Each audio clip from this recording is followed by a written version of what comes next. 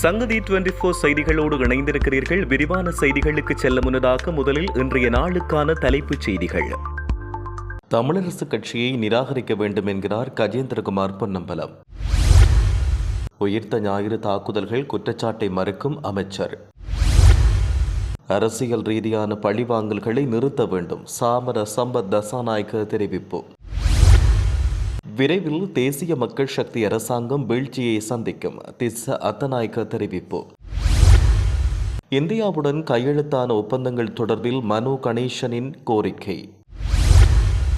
பொருத்தமான ஜனாதிபதியாக இருந்தால் தேர்தலுக்கு முன்னுரிமை அளிக்க மாட்டார், ராஜித தெரிவிப்பு. உலகின் 14 நாடுகளில் இருந்து இறக்குமதி செய்யப்படும் மரக்கறி வகைகள், பழங்கள், தானிய வகைகள் மற்றும் 300க்கும் அதிகமான நந்திமார் தயாரிப்புகள் என அனைத்து பொருட்களையும் மொத்தமாகவும் சில்லறையாகவும் எம்மிடம் பெற்றுக் கொள்ளலாம்.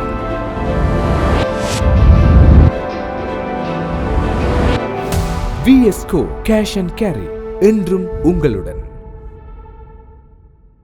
தொடர்வன விரிவான செய்திகள். நடைபெறவுள்ள உள்ளூராட்சி மன்ற தேர்தலில் வடக்கு கிழக்கு பகுதிகளில் மக்கள் தமிழரசு கட்சியை நிராகரிக்க வேண்டும் என கஜேந்திரகுமார் பொன்னம்பலம் தெரிவித்துள்ளார். கிளிநொச்சி மாவட்டத்தில் போட்டியிடும் வேட்பாளர் அறிமுக நிகழ்வில் நேற்று கலந்து கொண்டு உரையாற்றிய பொழுதே அவர் இவ்வாறு தெரிவித்துள்ளார். நாடாளுமன்றத்தில் 19 தமிழ் உறுப்பினர்கள் உள்ள போதும் 10 உறுப்பினர்களை கொண்ட அறுதி பெரும்பான்மை ஒருவருக்கு இல்லை. தமிழ் கட்சிகளை ஒன்றிணைக்கும் முயற்சிகளை முன்னெடுத்த போதும் அது சாத்தியப்படவில்லை. CVK சிவஞானத்துடன் பேசிய போது அதற்கு குழு அமைப்பதாக சொல்லியிருந்தார். அதன் பின்பு சுமந்திரன் பொதுச் செயலாளராக வந்த பின்பு அந்த விடயம் தேவையில்லை என்று சொல்லப்பட்டது. தற்பொழுது தமிழரசு கட்சியில் ஆட்சி செய்பவர்கள் தமிழ் தேசிய நீக்க அரசியலை கொண்டு செல்பவர்கள். சுதந்திர தினம் கொண்டாட எத்தனிப்பவர்களும் சிங்கள கட்சிகளுக்கு இங்கு வைத்து ஆதரவு வழங்குபவர்களும் தான் அங்கே இருக்கிறார்கள். இந்திய பிரதமரை சந்தித்த போது நாங்கள் சமஷ்டியை வலியுறுத்தினோம். மற்றவர்கள் ஒற்றையாட்சி 13ஐ தான் வலியுறுத்தினார்கள். மக்களிடம் வாக்கு கேட்க வரும்போது சமஷ்டியை சொல்கிறார்கள். மக்கள் வழங்கும் ஆணையை தவறான வழியில் பயன்படுத்துகிறார்கள். இந்த தேர்தலில் தமிழரசு கட்சி வடக்கு கிழக்கில் தோற்கடிக்கப்பட வேண்டும் என்றும் கஜேந்திரகுமார் பொன்னம்பலம் தெரிவித்துள்ளார்.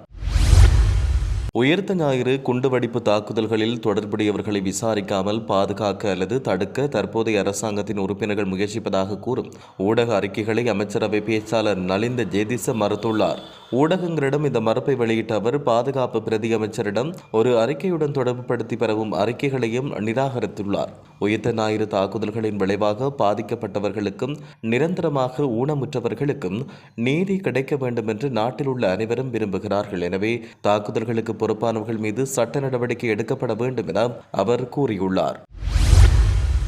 அரசியல் ரீதியான பழிவாங்கல்களை அரசாங்கம் நிறுத்த வேண்டும் என்று நாடாளுமன்ற உறுப்பினர் சாமர சம்பத் தசாநாயக்க தெரிவித்தார். நாடாளுமன்றில் நேற்றைய தினம் உரையாற்றிய போது அவர் இந்த விடயத்தை தெரிவித்தார்.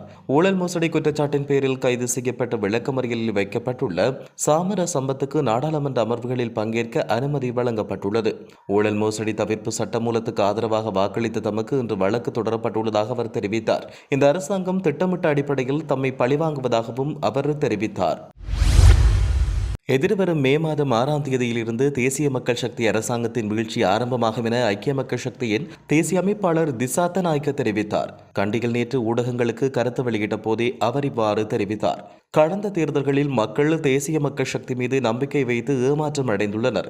ஆனால் இம்முறை அவ்வாறு ஏமாற்றமடைய மக்கள் தயாராக இல்லை. எனவே பெரும்பாலான உள்ளூராட்சி மன்றங்களை இம்முறை ஐக்கிய மக்கள் சக்தி கைப்பற்றும். இந்த அரசாங்கத்தின் வீழ்ச்சியும் அங்கிருந்தே ஆரம்பிக்கப்படும். மே 6ஆம் தேதி முக்கியத்துவம் வாய்ந்த நாளாகும். தம்மை ஏமாற்றிய அரசாங்கத்துக்கு மக்கள் அன்றைய தினம் தமது வாக்குகளால் பாடம் கற்பிக்க வேண்டும். தேர்தலின் பின்னர் எமது கட்சியின் கொள்கை மறுசீரமைப்புகள் முன்னெடுக்கப்படும். அடுத்த நாடாளுமன்ற தேர்தலுக்கு செல்லும் முன்னர் கட்சியில் ஆரோக்கியமான மாற்றங்கள் ஏற்படுத்தப்படும் என்றும் அவர் இதன்போது தெரிவித்துள்ளார்.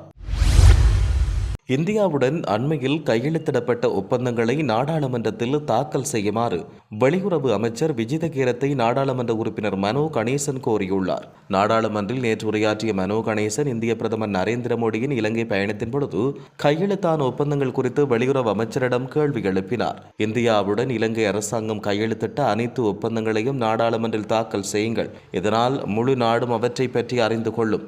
அவை ஒப்பந்தங்கள் அல்ல, ஆனால் புரிந்துணர்வு ஒப்பந்தங்கள் என்று நீங்கள் சொன்னீர்கள். சரி, அவற்றை தாக்கல் செய்யுங்கள். இவ்வாறு செய்வதன் மூலம் முழு நாட்டையும் நம்பிக்கையுடன் அழைத்துச் செல்ல முடியும் என மனோ கணேசன் தெரிவித்தார். எதிர்க்கட்சியில் உள்ள சில கட்சிகள் இந்தியாவுடன் ஒப்பந்தங்களை செய்து நாட்டை காட்டிக் கொடுத்ததாக விஜித கேரத் மீது குற்றம் சாட்டுவதாக தெரிவித்த அமைச்சரின் கூற்றுக்களுக்கு பதிலளித்த நாடாளுமன்ற உறுப்பினர் மனோ கணேசன் எதிர்க்கட்சி ஒருபொழுதும் அத்தகைய கூற்றுக்களை முன்வைக்கவில்லை என தெரிவித்தார். கடந்த காலங்களில் இந்தியாவுடன் அதேபோன்ற ஒப்பந்தங்களை செய்ய முயற்சித்த போது நாங்கள் நாட்டை காட்டிக் கொடுத்ததாக குற்றம் சாட்டியது உங்கள் கட்சிதான் என்று எதிர்க்கட்சி உறுப்பினர் மனோ கணேசன் தெரிவித்தார். நாடாளுமன்ற உறுப்பினர் கணேசனின் கேள்விக்கு பதிலளித்த வெளியுறவு அமைச்சர் விஜித கேரத் சம்பந்தப்பட்ட அமைச்சர்களுடன் கலந்துரையாடிய பின்னர் புரிந்துணர்வு ஒப்பந்தங்களை நாடாளுமன்றில் தாக்கல் செய்வது தொடர்பான பதிலை வெளியிடுவதாக உறுதிமொழி வழங்கியுள்ளார். பொருத்தமான ஜனாதிபதி ஒருவர் பதவியில் இருந்தால் உள்ளூராட்சி மன்ற தேர்தலுக்கு முன்னுரிமை அளிக்க மாட்டார்கள் என முன்னாள் அமைச்சர் டாக்டர் ராஜித சேனாரத்ன தெரிவித்துள்ளார்.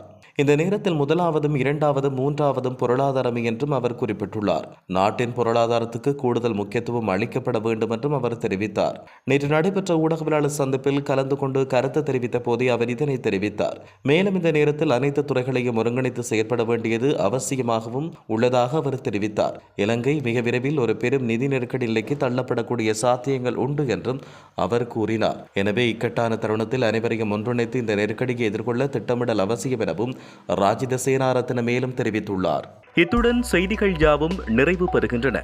மேலதிக செய்திகளுக்காக சங்கதி 24.com உடன் இணைந்திருங்கள். வணக்கம்.